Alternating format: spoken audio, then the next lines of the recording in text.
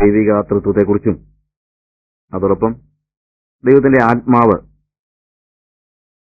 എല്ലാ കാലത്തും മനുഷ്യനിൽ വസിക്കേണ്ടതിന് വേണ്ടിയാണ് ദൈവം അവന് നൽകിക്കൊടുത്തത്. അതുകൊണ്ടാണ് ദൈവം അവന്റെ മൂക്കിൽ ജീവശ്വാസം ഊതുമ്പോൾ എന്നേക്കും തന്റെ ആത്മാവ് അവനോടുകൂടി ഇരിക്കണമെന്നായിരുന്നു ദൈവത്തിന്റെ ആഗ്രഹം.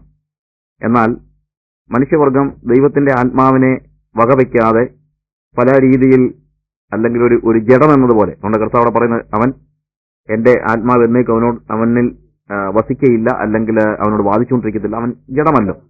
അല്ലെങ്കിൽ ദൈവത്തിന്റെ ആത്മാവ് വസിക്കുന്ന ഒരു ആത്മജീവി എന്ന ഒരു ചിന്ത ഉണ്ടാക്കാൻ പോലും കഴിയാത്ത രീതിയിൽ ഒരു ജഡം എന്നതുപോലെ അവൻ അവന്റെ ജഡികമായ ഇച്ഛകൾക്ക് വേണ്ടി പ്രവർത്തിക്കുകയും അങ്ങനെ ദൈവത്തിന്റെ ആത്മാവ് നിരന്തരം അവനോടുകൂടെ വസിക്കുന്നതിൽ നിന്ന് പിന്മാറുകയും ചെയ്യുന്നു എന്നാണ് നമ്മൾ കാണുന്നത്. എന്നാൽ ദൈവത്തിന്റെ ആത്മാവ് കംപ്ലീറ്റ് ആയിട്ട് വിഡ്രോ ചെയ്തില്ല. പിന്നീട് നമ്മൾ കണ്ട് യോസഫിലും മറ്റും ദൈവത്തിന്റെ ആത്മാവ് ആവസിച്ചിരുന്നു. ദൈവാത്മാവുള്ള ഈ മനുഷ്യനെ പോലെ ഒരുവനെ കണ്ടെത്തുമോ എന്ന് പറയത്തക്ക നിലയിൽ യോസഫിൽ ദൈവത്തിന്റെ ആത്മാവ് ആവസിച്ചിരുന്നു. അവൻ മറ്റുള്ളവരിൽ നിന്നൊക്കെയും വ്യത്യസ്തനായിട്ട് ദൈവത്തിന്റെ ആത്മാവിന്റെ ശബ്ദത്തിന് കാതോർക്കുകയും ദൈവത്തിന്റെ ആത്മാവിനിൽ വാദിക്കുന്നതിന് എന്നതാണ് ഇന്നലെ സ്പെസിഫിക് ആയിട്ട് പറഞ്ഞത്. അതായത് ജീവിതത്തില് അവൻ ദൈവാത്മാവിന്റെ പ്രവർത്തനം അവന്റെ മേലുണ്ടായിട്ട് അവൻ പെട്ടെന്ന് തന്നെ കുറച്ച് സ്വപ്നങ്ങളൊക്കെ വ്യാഖ്യാനിക്കുന്നത് മാത്രമല്ല നമ്മൾ മനസ്സിലാക്കേണ്ടത്. അവന്റെ ജീവിതത്തിലുടനീളം ദൈവത്തിന്റെ പരിശുദ്ധാത്മാവിന് വിധേയപ്പെട്ടവനായി അവൻ ജീവിച്ചിരുന്നു. ദൈവത്തിന്റെ പരിശുദ്ധാത്മാവിന് വിധേയപ്പെട്ടവനായി അവൻ ജീവിക്കുന്നത് കൊണ്ടാണ് പാപത്തിൽ വീണുപോകാതെ അവനിൽ ദൈവത്തിന്റെ ആത്മാവ് അവനെ പ്രലോഭനങ്ങളിൽ നിന്ന് വിടുവിക്കുന്നത്, അല്ലെങ്കിൽ പ്രലോഭനങ്ങളിൽ നിന്ന് വിടുവിക്കാൻ ദൈവത്തിന്റെ ആത്മാവിനെ അവൻ സമ്മതിക്കുന്നത്, ദൈവത്തിന്റെ ആത്മാവിന് അതിന് വിധേയപ്പെടുന്നത് നമ്മൾ കാണുന്നത്. ഇന്ന് നമുക്ക് ഇനിയുള്ള സമയങ്ങളിലും കൂടുതലും ദൈവത്തിന്റെ ആത്മാവ് ജനങ്ങളിൽ ഇടപെടുന്ന ആ അനുഭവങ്ങളുമായിട്ട് ബന്ധപ്പെട്ട്, അല്ലെങ്കിൽ ഓരോ വ്യക്തികളിൽ ദൈവത്തിന്റെ ആത്മാവ് ഇടപെടുന്ന രീതികൾ പഠിക്കുമ്പോൾ അതിലൂടെ നമുക്ക് ദൈവത്തിന്റെ ആത്മാവ് എങ്ങനെയാണ് പ്രവർത്തിക്കുന്നത് നമുക്ക് മനസ്സിലാക്കാനായിട്ട് കഴിയും. അതുകൊണ്ട് ആ ഒരു പാറ്റേൺ എടുക്കാനാണ് ഞാൻ കൂടുതൽ പരിശ്രമിച്ചിരിക്കുന്നത്. വേദപുസ്തകത്തിൽ തന്നെ നമ്മൾ മനസ്സിലാക്കുന്നത്, വേദപുസ്തകം ദൈവത്തെ വെളിപ്പെടുത്തുന്നു എന്നുള്ളത് യാഥാർത്ഥ്യമാണ്. ദൈവം തന്റെ വചനത്തിൽ കുറേയേറെ സ്റ്റേറ്റ്മെന്റ്സ് നൽകിയിട്ട് അങ്ങനെയല്ല നമ്മൾ ദൈവത്തെ അറിയുന്നത്. ദൈവത്തെ നമ്മൾ അറിയുന്നത് മനുഷ്യന്റെ ജീവിതാനുഭവങ്ങളിലൂടെയാണ്. ദൈവം കരുണയുള്ളവനാണെന്ന് നമ്മൾ അറിയുന്നത് ദൈവം കരുണയുള്ളവനാണെന്ന് എഴുതി വെച്ചിരിക്കുന്നത് കൊണ്ട് മാത്രമല്ല, ഒരുപക്ഷെ മനുഷ്യന്റെ ഏറ്റവും പ്രതികൂല സാഹചര്യങ്ങളിൽ ദൈവം അവനോട് കാരുണ്യം കാണിക്കുന്നതിന്റെ അവസ്ഥയിലൂടെയാണ്. അതുകൊണ്ട് മനുഷ്യന്റെ ജീവിതാനുഭവങ്ങളിലൂടെയാണ് ദൈവം ഇടപെടുന്നത് എന്നതിനാൽ തീർച്ചയായും നമ്മൾ പഠിക്കുമ്പോൾ ദൈവത്തിന്റെ ആത്മാവ് ഉള്ള, ദൈവത്തിന്റെ ആത്മാവ് ആവസിച്ച, ദൈവത്തിന്റെ ആത്മാവ് അധിവസിച്ചതായ ആളുകൾ അവരുടെ ജീവിതത്തിൽ ദൈവത്തിന്റെ ആത്മാവിന് എങ്ങനെ വിധേയപ്പെട്ടു എന്നുള്ളതിന്റെ പഠനത്തിലൂടെ ദൈവാത്മാവിന്റെ പ്രവർത്തനങ്ങളെ ഒന്നുകൂടെ നന്നായി ഗ്രഹിക്കുവാൻ നമുക്ക് കഴിയും എന്ന് ഞാൻ ചിന്തിക്കുന്നു. ഇന്ന് എനിക്ക് പറയാനുള്ള ചില കാര്യങ്ങൾ, ചില വ്യക്തികളിൽ ദൈവത്തിന്റെ ആത്മാവ് മറ്റുള്ളവരിൽ നിന്ന് വ്യത്യസ്തമായ നിലയിൽ വളരെ ആഴത്തിൽ എന്ന് പറയുന്നതിനേക്കാൾ ഒരു അത്യധികമായ ഒരു ആവാസം, ആത്മാവിന്റെ അത്യധികമായ ആവാസം ലഭിച്ച ആളുകളുണ്ട്. അതായത് അവര് എക്കാലത്തിലും എല്ലാ തരത്തിലുമുള്ള ആളുകളെയും ദൈവം ഉപയോഗിക്കുമെന്നുള്ളത് വാസ്തവമാണെങ്കിലും ചരിത്രപരമായ ചില പ്രത്യേക ദൗത്യങ്ങൾ നിർവഹിക്കാനായിട്ട് ചില ആളുകളെ ദൈവം സ്പെഷ്യലായിട്ട് വിളിച്ചിട്ടുണ്ട് എന്ന് പറയുമ്പോൾ അവരെ പ്രത്യേകമായിട്ട് ദൈവം അഭിഷേകം ചെയ്തിട്ടുണ്ട്. ദൈവം അവരെക്കുറിച്ച് ഉദ്ദേശിക്കുന്നത് അവരുടെ ജീവിതത്തിന്റെ ഒരു കാലയളവിലും പിശാച് അവരെ ഉപയോഗിക്കാൻ പാടില്ല. ദൈവം അതിനുവേണ്ടിയുള്ള സാഹചര്യങ്ങളെ ഒരുപക്ഷെ he separating them from all other normal circumstances. God is asking them to live a not a normal life, some special life, ഒരു പ്രത്യേക ജീവിതം ജീവിക്കാൻ തന്നെ അവരോട് ആവശ്യപ്പെടുന്നുണ്ട്. ദൈവം അവരെ ഒരുപക്ഷെ ജനനം മുതലോ, വേദപുസ്തകത്തിന്റെ പഠനമനുസരിച്ച് ജനനത്തിന് മുമ്പ് മുതലോ ദൈവം അവരെ എന്ത് ചെയ്യുന്നു, വേർതിരിച്ചിരിക്കുന്നു, അല്ലെങ്കിൽ അഭിഷേകം ചെയ്തിരിക്കുന്നു എന്നാണ് നമ്മൾ കാണുന്നത്.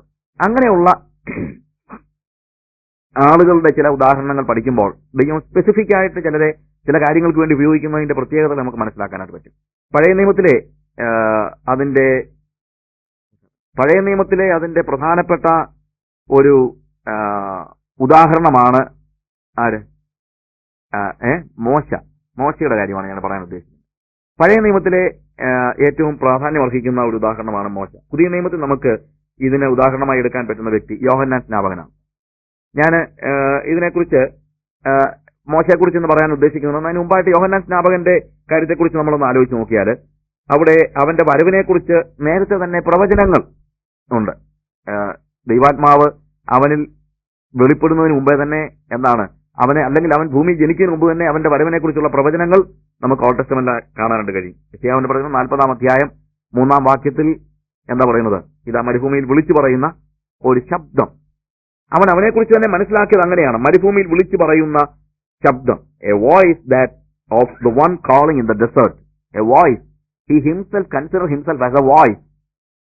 അവൻ അവനെക്കുറിച്ച് തന്നെ മനസ്സിലാക്കിയിരിക്കുന്നത് ഒരു ശബ്ദം എന്ന നിലയിലാണ്. യോഹന്നാന്റെ സുവിശേഷം 1-ാം അധ്യായം അതിന്റെ 22 മുതലുള്ള വാക്യങ്ങൾ വായിക്കുമ്പോൾ ആളുകൾ അവന്റെ അടുത്ത് വന്നിട്ട് ചോദിക്കുകയാണ്, ആരാണ് നീ ആരാണെന്ന് ചോദിക്കാൻ ആൾക്കാർ അവനെ പറഞ്ഞു വിട്ടിരിക്കുന്നു എന്നാണ് പറയുന്നത്. എന്നാൽ അവൻ അതിനെക്കുറിച്ച് അവരോട് പറയുന്നത് 22 മുതലുള്ള വാക്യങ്ങൾ നമ്മൾ വായിക്കുമ്പോൾ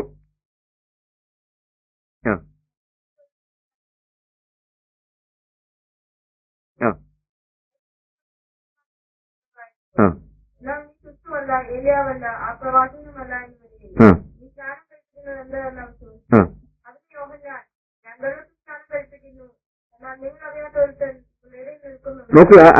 ഓക്കെ, അവിടെ യോഹന്നാൻ തന്നെ കുറിച്ച് തന്നെ പറയുന്നത് കർത്താവിന്റെ വഴി നേരെയാക്കുവിൻ എന്ന് മരുഭൂമിയിൽ വിളിച്ചു പറയുന്നവന്റെ ശബ്ദം ആണ് ഞാൻ. 19-ാം വാക്യം മുതൽ നീ ആണെന്ന് യോഹന്നാനോട് ചോദിക്കേണ്ടത് യഹൂദന്മാർ യെരൂശലേമിൽ നിന്ന് പുരോഹിതന്മാരെയും ലേവ്യരെയും അവന്റെ അടുക്കൽ അയച്ചപ്പോൾ അവന്റെ സാക്ഷ്യം എന്തെന്നാൽ ഞാൻ മറുക്കാതെ ഏറ്റു പറഞ്ഞു. അവൻ മറുക്കാതെ ഏറ്റു പറഞ്ഞു, ഞാൻ ക്രിസ്തു അല്ല. പിന്നെ നീ എന്ത്? നീ ഏലിയാവോ എന്നവനോട് ചോദിച്ചതിന് അല്ല. നീ ആ പ്രവാചകനോ എന്നതിന് അല്ല. നോക്ക്, എന്ത് ചോദിച്ചാൽ പറയുന്നത് എന്താണ്? അതല്ല. എന്നിട്ട് ഒഴി പറയുന്നത് എന്താണ്? ഞാനൊരു വോയിസ് ആണ്, I am just a voice എന്ന് പറയാണ്. ഞാൻ ഈ വോയിസ് ആണെന്ന് പറയാൻ മാത്രം എന്താ കാര്യം? ഞാൻ ഒരാൾക്ക് പാത ഒരുക്കാൻ വന്നതാണ്. എന്റെ പിന്നാലെ ഒരുവൻ വരുന്നുണ്ട്. ഞാൻ ക്രിസ്തുവല്ല, ഏലിയാവല്ല, ആ പ്രവാചകനുമല്ല. എന്നാലും ഞാൻ സ്നാനം കഴിപ്പിക്കുന്നു. എന്തുകൊണ്ട്? ഞാൻ വെള്ളത്തിൽ സ്നാനം കഴിപ്പിക്കുന്നു. എന്നാൽ നിങ്ങൾ അറിയാത്ത ഒരുത്തൻ നിങ്ങളുടെ ഇടയിൽ നിൽക്കുന്നുണ്ട്. എന്റെ പിന്നാലെ വരുന്നവൻ തന്നെ അവന്റെ ചെരുപ്പിന്റെ വാറഴിപ്പാൻ ഞാൻ യോഗ്യനല്ല. I am just a voice. I just want to tell or I just want to show you who is coming. അവൻ എന്നേക്കാൾ വലിയവനാണ്. അവന്റെ ചെരുപ്പിന്റെ വാറഴിപ്പാൻ തക്കവണ്ണം എനിക്ക് യോഗ്യതയില്ല എന്ന് അവൻ പറയുകയാണ്. മരുഭൂമിയിൽ വിളിച്ചു പറയുന്ന ശബ്ദം അത് അവനെക്കുറിച്ച് തന്നെ അവന് ബോധ്യമുണ്ടായിരുന്ന ഒരു കാര്യമാണ്. ഈ യോഹന്നാൻ ദൈവത്താൽ പ്രത്യേകമായി ഒരു ശുശ്രൂഷയ്ക്ക് വേണ്ടി വിളിച്ച് വേർതിരിക്കപ്പെട്ടവനാണ്. ജനനത്തിന് മുമ്പ് തന്നെ, വേറെ രീതി പറഞ്ഞു കഴിഞ്ഞാൽ അമ്മയുടെ ഗർഭത്തിൽ വെച്ച് തന്നെ ദൈവാത്മാവിനാൽ നിറഞ്ഞവനാണവൻ. ലൂക്കോസിന്റെ സുവിശേഷം 1-ാം അധ്യായത്തില് അത് നമ്മൾ കാണുന്നുണ്ട്. 1-ാം അധ്യായം അതിന്റെ 15-ാം വാക്യത്തിൽ 1:15 നമ്മൾക്ക്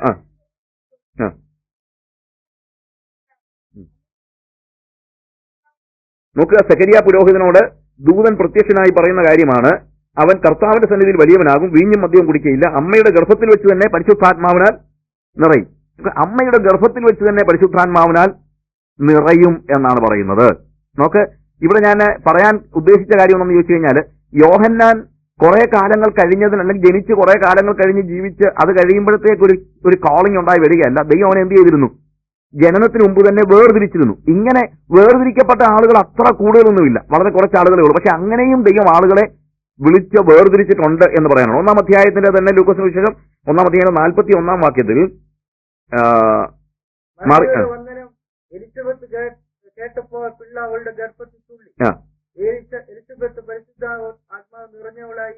എലിസബത്ത് പരിശുദ്ധാത്മാവ് നിറഞ്ഞവളായി. നോക്കുക, മറിയയുടെ വന്ദനം എലിസബത്ത് കേട്ടപ്പോൾ പിള്ള അവളുടെ ഗർഭത്തിൽ തുള്ളി. എലിസബത്ത് പരിശുദ്ധാത്മാവ് നിറഞ്ഞവളായി ഒരു പ്രവചനം പറയുകയാണ്.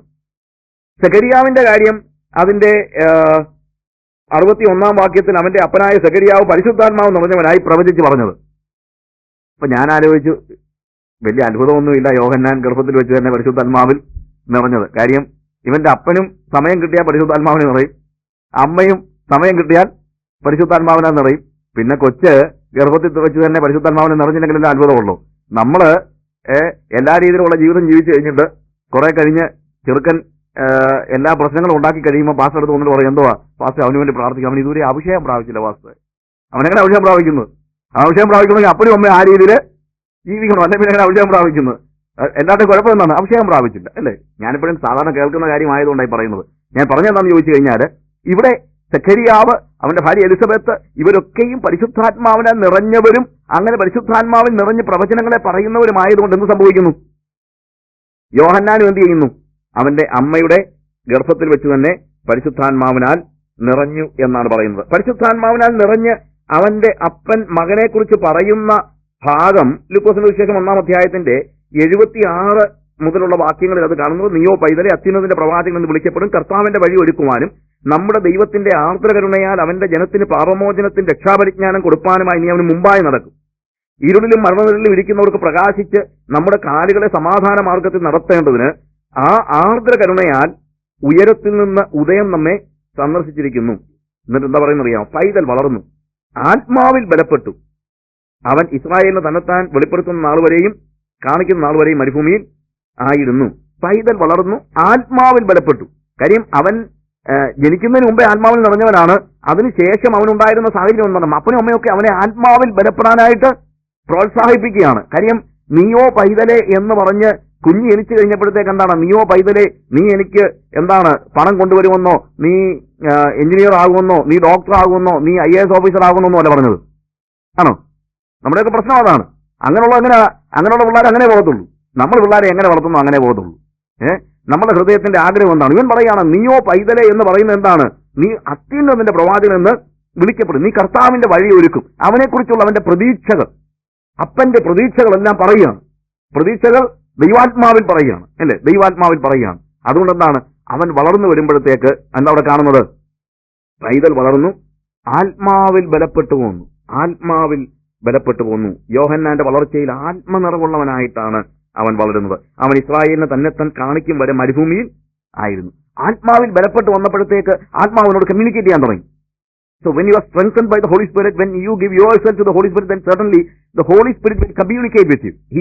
The Spirit will certainly tell what God wants you to do, and what is God's intention, what is God's calling upon you, what is God's anointing upon you, and then certainly He can accomplish God's will in his life. എന്തുകൊണ്ടാ? അവൻ ദൈവാത്മാവിനാൽ ബലപ്പെട്ടവനായതുകൊണ്ട് അവൻ എന്ത് ചെയ്യാൻ പറ്റും? ആ കാര്യങ്ങളെ അവൻ ഉൾക്കൊള്ളാനായിട്ട് കഴിയും. ഇവിടെ യോഹന്നാൻ എന്ത് ചെയ്തു? യോഹന്നാൻ ആത്മാവിൽ ബലപ്പെട്ട് വന്നപ്പോൾ ആത്മാവ് അവനോട് കമ്മ്യൂണിക്കേറ്റ് ചെയ്തു. ആത്മാവ് പറഞ്ഞു, നിനക്കറിയാമോ, നിന്നെക്കുറിച്ച് തിരുവചനത്തിൽ എഴുതിയിട്ടുണ്ട്, അത് പറഞ്ഞിരിക്കുന്നത് നീ മരുഭൂമിയിൽ നിന്ന് വരുമെന്നാണ്. നിന്നോട് പറഞ്ഞിരിക്കുന്നത് നീ മരുഭൂമിയിൽ നിന്ന് വരുമെന്നാണ്. അപ്പൊ അവൻ പറഞ്ഞു, yes, then I will do that. അവൻ ത്യാഗം സഹിക്കാൻ തയ്യാറാണ്. അവൻ പറയാണ്, എനിക്ക് ഇവിടുത്തെ കംഫർട്ട്സ് വേണ്ട. ഒരു പക്ഷേ ഒത്തിരി അരുത്തിയായിട്ട് വളർന്ന പയ്യനായിരിക്കണം. കാര്യം അപ്പനും അമ്മയൊക്കെ ഒത്തിരി പ്രായമായതിനു ശേഷം ഉണ്ടായ ഏക പുത്രനാണ് എന്ന് തന്നെയല്ല, ലോകക്കാരെല്ലാം ഇവനെ ഇങ്ങനെ നോക്കിയിരിക്കുകയാണ്. എല്ലാവർക്കും മുമ്പിൽ വളരെ പാമ്പർ ചെയ്ത് വളർത്തപ്പെട്ടതായ യോഹന്നാൻ എന്ത് ചെയ്യണമെന്ന് അറിയാമോ? Is going directly to the wilderness. And നമ്മളുടെ ഇപ്പോഴത്തെ ആർക്കിയോളജിക്കൽ ധാരണകൾ അനുസരിച്ച്, ആർക്കിയോളജിക്കൽ പഠനങ്ങളുടെ അടിസ്ഥാനത്തിൽ നമുക്ക് മനസ്സിലാക്കാൻ കഴിയുന്നു, യോഹന്നാൻ മിക്കവാറും ഈ കുമറാൻ കമ്മ്യൂണിറ്റിയിൽ അവരോട് ഒരുമിച്ച് താമസിച്ചിരുന്നു എന്നാണ്. അതിന്റെ പല കാരണങ്ങളുണ്ട്. ഒന്ന്, കുമറാൻ കമ്മ്യൂണിറ്റിയിലെ ആളുകൾ വെജിറ്റേറിയൻസ് ആണ്. യോഹന്നാൻ വെജിറ്റേറിയൻ ആണ്. യോഹന്നാൻ കാട്ടുതേനും വെട്ടുക്കിളിയും എന്നോട് പറയുന്നത് it is a vegetable. It is not in fact locus that we see. It is a vegetable. Ladies finger എന്ന് പറഞ്ഞു കഴിഞ്ഞാൽ ആരുടെയും വിരൽ മുറിച്ചിരുന്ന ഒന്നുമല്ലല്ലോ എന്ന് പറയുന്നത് പോലെ it's a vegetable. And he was taking വയസ് ഹണി. അവൻ കാട്ടുതേനും വെട്ടുക്കിളിയും തിന്നുകൊണ്ട് he was vegetarian. And what I said, Qumran community vegetarians ആയിരുന്നു. ആൻഡ് കുമറാൻ കമ്മ്യൂണിറ്റിയുടെ വസ്ത്രധാരണം വളരെ ലളിതമായ വസ്ത്രധാരണമായിരുന്നു. ആൻഡ് ഓൾസോ കുമറാൻ കമ്മ്യൂണിറ്റിയിൽ സ്നാനം ഒരു കോമൺ ഫാക്ടർ ആയിരുന്നു കുമറാൻ കമ്മ്യൂണിറ്റി, അല്ലെങ്കിൽ എസ്സിങ്. അപ്പോൾ യോഹന്നാൻ സ്നാപകൻ കുമറാൻ കമ്മ്യൂണിറ്റിയുടെ പ്രത്യേകത എന്താ പറയുക? കുമറാൻ കമ്മ്യൂണിറ്റിയിൽ ചെയ്യുന്നത് അവര് they withdrew from all kind of normal activities. They are settling in caves and they were reading and meditating the word of God, and they just എന്തുവാ ഇത് കോപ്പി ചെയ്യാണ്, ബൈബിൾ കോപ്പി ചെയ്യുക, ഇതൊക്കെയാണ് അവർ ചെയ്തുകൊണ്ടിരുന്നത്. അപ്പോൾ നല്ലൊരു കമ്മ്യൂണിറ്റി ചെയ്യുന്നപ്പെട്ടത് എന്താണെന്ന് അറിയാമോ? അവിടെ എന്താണ്, എപ്പോഴും ദൈവവചനം പഠിക്കുകയും പഠിപ്പിക്കുകയും അത് കോപ്പി ചെയ്യുകയും ഒക്കെ ചെയ്തുകൊണ്ടിരുന്നവരായ ഈ എസീൻ കമ്മ്യൂണിറ്റിയിൽ അവൻ പോയിട്ട് he lived a very normal life that we cannot even think of it in these days. ഇന്ന് നമുക്ക് അവിടെ ആലോചിക്കാൻ വയ്യാത്ത രീതിയിലുള്ള ഒരു നോർമൽ ലിവിംഗ് ആണ് അവൻ ജീവിക്കുന്നത്. കാരണം ദൈവവചനം നിവൃത്തിയാകേണ്ടതിന് അവനെ തന്നെ ഭരമേൽപ്പിച്ചു. ദൈവത്തിന് നമ്മളെക്കുറിച്ച് ഒരു പ്രത്യേക ദൗത്യം നിർവഹിക്കാനുണ്ടെങ്കിൽ ഞാനൊരു വ്യത്യസ്ത ജീവിതം ജീവിച്ചേ പറ്റൂ. എനിക്കൊരു നോർമൽ ലൈഫ് ജീവിച്ചുകൊണ്ട് എനിക്ക് ദൈവത്തിന്റെ നോർമൽ ലൈഫ് ജീവിച്ചാൽ ചിലപ്പോൾ സ്വർഗത്തിലൊക്കെ പോകാൻ പറ്റും. നമുക്കൊക്കെ മാക്സിമം അത് മതിയല്ലോ. അതുകൊണ്ട് നമ്മൾ എന്താണ്, we always want to live A